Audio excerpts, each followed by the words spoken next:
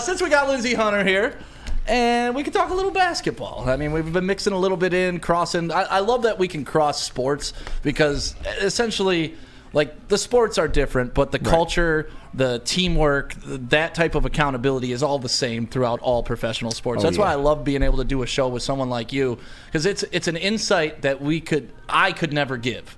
And I can only assume what happens behind closed doors, assume what happened. Like you said, if there was a camera following us around, we wouldn't allow it, but you would have loved it. And my whole life, that's all I've been able to do is just watch sports and observe. And that's where my opinions come from. Right. You got to live it, got to understand it at a different level. So I love being able to have a sports show talking to guys like you. Certain things that if I told you, I'd have to kill you. That's fine. Tell me. I'm good at keeping secrets. Let him cook. Let's talk about the Pistons. Pistons. Yeah, little bit of controversy going on at the guard position. I knew this was coming. It's a log jam, and we still got one guy that's injured that hadn't came back yet, so it's going to be more of a log jam. It is going to be more of a log jam. There's several things I want to talk to you about the Pistons about. One is, we can get to it a little down the road, is when do you feel that hopefully they get over this hump? Because I feel like this rebuild has taken forever, and I'm as patient as any man on the planet, right? Like Troy Weaver came in, it's like, okay, this is a new regime. The clock starts zero now. I'm not holding him accountable for anything that happened before him. We're pretty far into this rebuild, and the team still doesn't look like it's gaining momentum. We have talent that we didn't used to have, but we don't get the wins.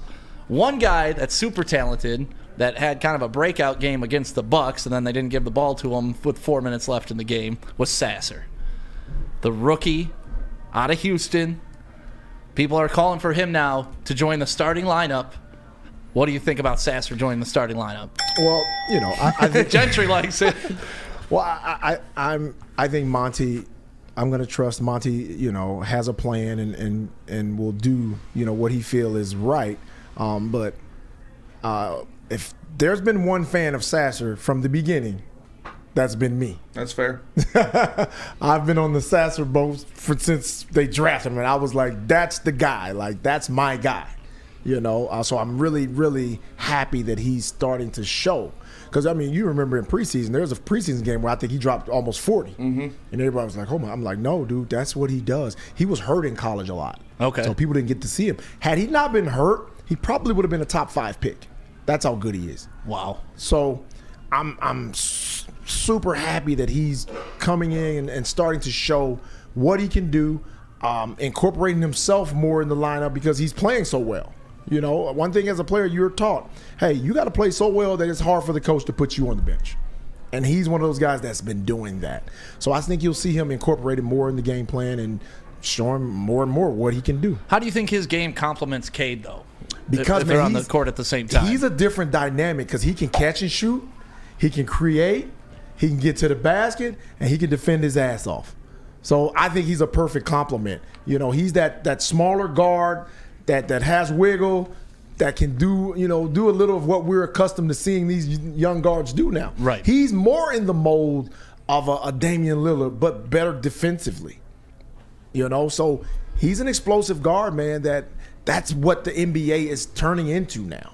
Do you think that change is coming in the starting lineup? Because we were talking a little Killian Hayes before the show today, and honestly, I said his last 6 games, not so bad for Killian Hayes. And not so bad for the NBA, too. He's played decently, statistic-wise. You probably watched the game a little bit different than I do. You don't think Killian should be in the starting lineup at all. And I said, well, aren't they trying to build his trade value? You're like, that's already gone. Yeah, and trust me, I think Killian's a really good defender. He is. I think he can defend. I would like to see him coming off the bench and having more of a score in that starting lineup, But Monty, I'm sure Monty has his reasons why he's doing that. Right. Maybe he wants to not have so many scores on the floor at the same. I don't know, but that I'm sure his philosophy is what it is, and he's doing it for a specific reason. But I do think you see a difference when you see Sasser out there. Yeah. You saw it. When he went on that run, just hitting threes, creating shots, getting steals, assists. Like, he literally took over that game. Yes. And that's why I got so confused when they didn't go back to him. It was like, all right, you got us here. Cade's going to finish it. And then Cade didn't finish it. And that kind of... I love Cade Cunningham, and I think he plays at his own pace. He's a different style player. He's big, he's strong, he gets to his spots on the floor. But why take the ball out of Sasser's hand in that game?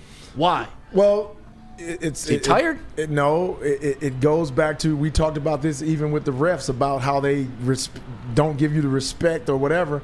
Sasser has to earn that respect to get the ball at the end of games or in situations like that. You have to earn that. No matter how good you've played, think about it. No matter how good you've played in a game, push comes to shove, the best player is going to have the ball in his hands at the end. Yeah, but I hate that. I hate that because that best player may be the best player over the course of 82 games, but he wasn't that night. You know what I mean? And that's where it's like, as a coach, because you've seen coaches, like I think Phil Jackson was good at riding the hot hand too. He would just let him play. Stick.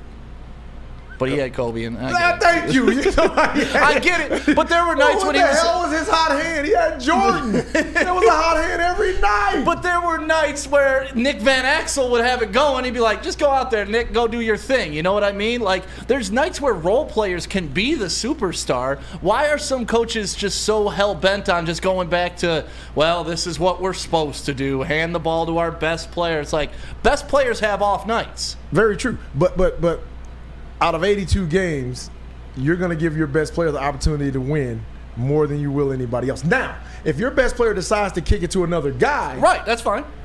Then that's something else. Well, unless you're LeBron, that means you defer and don't have you can't take the big shots. Yeah, that's the only guy I'll talk about passing the ball on those shots. Right, but it just depends on the situation a lot of times, and I think they'll mature into understanding. Hey, this guy got it going. Because I'm going to tell you early on, and somebody put it in the chat, I don't know who it was, the Pistons were great at riding the hot hand. Like, Vinny would get it going, and Isaiah and Joe would give him the ball. Right. And they would move out the way. Or any of those guys that got rolling, they would just take over and give each other the ball. So, this new age basketball where, hey, the best player got to take the shot, that was a narrative created because Michael Jordan dominated so much. Yeah. But even Mike passed the ball out when he was doubled. You know what I mean? You make the right basketball play and hope it works out. It's like blackjack. Sometimes you got to hit when it's uncomfortable. Right, but he was just so damn good that like he could do shit that other people couldn't.